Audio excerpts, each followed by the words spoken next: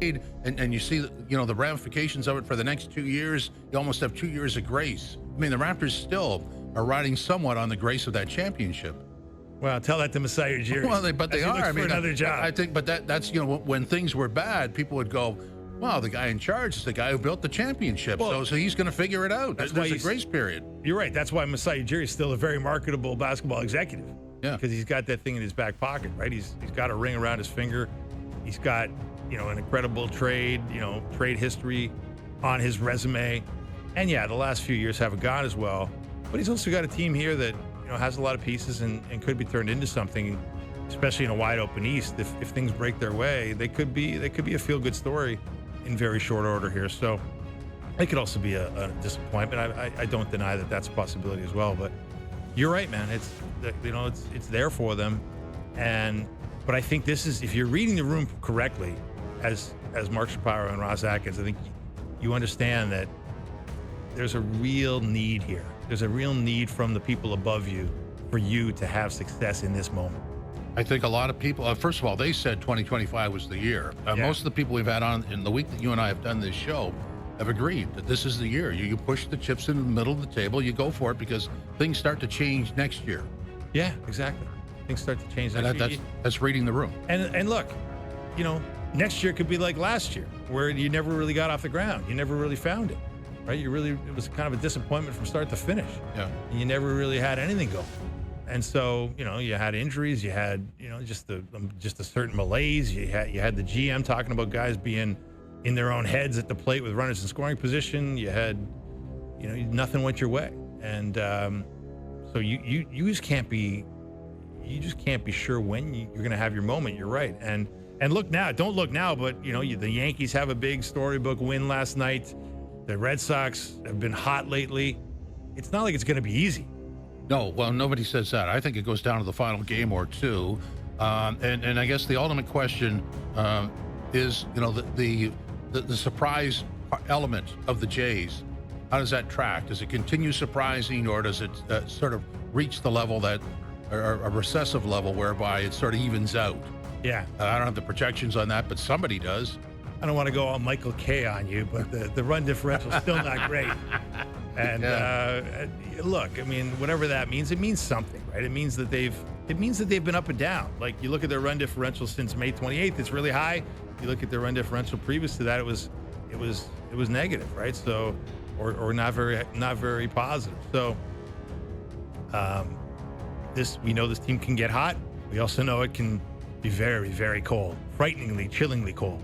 Yeah, well, we've been there. So if you had to do a max, what would you, if you could, I guess, empty the till, get whatever you needed to guarantee success, not only winning the division, but going deep in the playoffs, if not all the way? What are the pieces for you? Yeah, I think it would be much of what we discussed here, that you'd start with the 10-pole starter that you can count on to round out the rotation. You'd move on to a reliever, to your point, that the Steve Phillips' argument that put Hoffman in a better spot with another power arm back there that would make his life a little easier and maximize his effectiveness.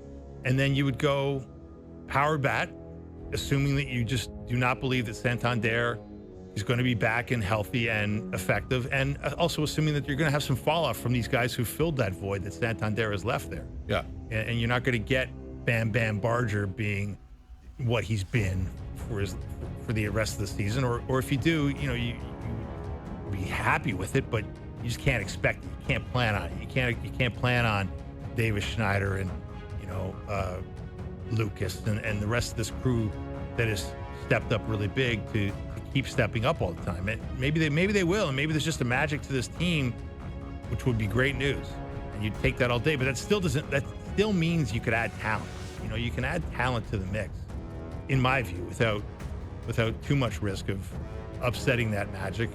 And then the other one that we discussed for maxing out here and really going shopping with an unlimited budget, or not unlimited, but a very robust budget, would be the catching option, right? Yeah. Because Alejandro Kirk is essentially irreplaceable.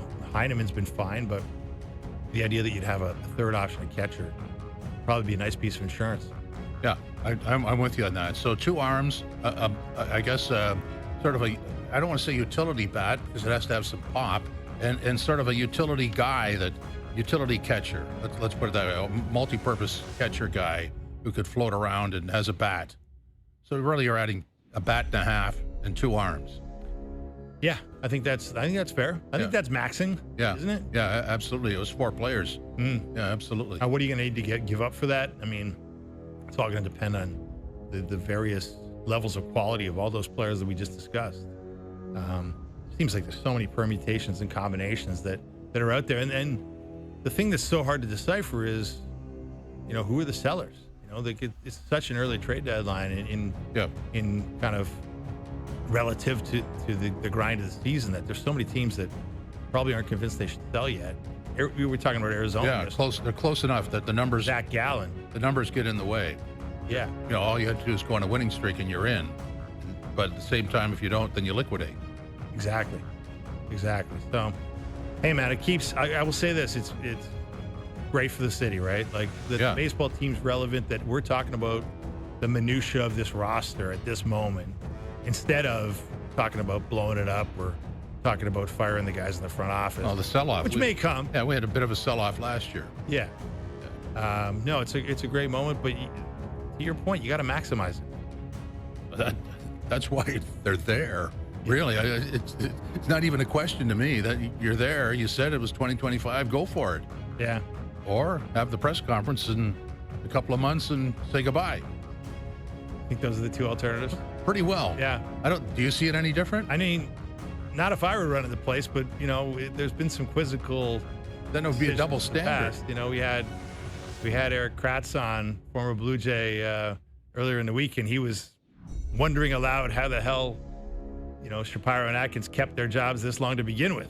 So, and that's a former player perspective. I think a lot of us have wondered the same thing, but they're getting good crowds out there in the newly renovated ballpark, which Mark Shapiro is certainly responsible for, certainly oversaw to a large degree. So you wonder, the level of unhappiness at the ownership level with the fact that they're selling good tickets on a regular basis. They're filling the place. It's a hot place to be. It's a fun place to be. It's a refreshed place to be, and obviously it would be a much more coveted ticket if these guys can max out the trade deadline and add further electricity to the air. Jays are in Oakland, not in Oakland, and Sacramento against the A's on the weekend. Scherzer goes tonight.